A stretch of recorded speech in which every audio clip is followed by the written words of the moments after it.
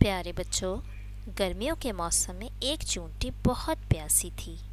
वो अपनी प्यास बुझाने के लिए पानी की तलाश कर रही थी।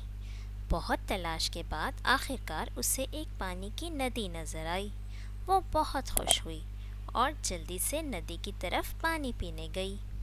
अभी उसने नदी से पानी पीना शुरू ही किया कि अचानक उसका पैर फिसला और वो नदी में जा गिरी।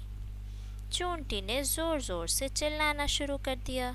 बचाओ बचाओ, मैं डूब रही हूँ, बचाओ बचाओ।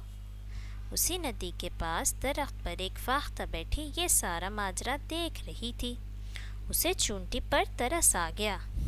उसने चूंटी की मदद करते हुए फौरन दरख्त से एक पत्ता तोड़ा और चूंटी के पास दरिया में फेंक दिया। चूंटी पत्ते की तरफ बढ़ी और इस पर चढ़ गई। पत्ता तैरता तैरता नदी के किनारे आ गया और इस तरह चूंटी की जान बच गई।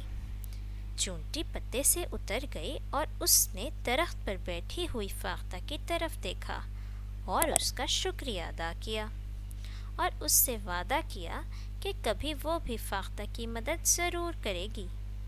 फाख्ता मुस्कुराई और बोली, तुम इतनी छोटी सी हो, मेरी मदद भला कैसे करोगी?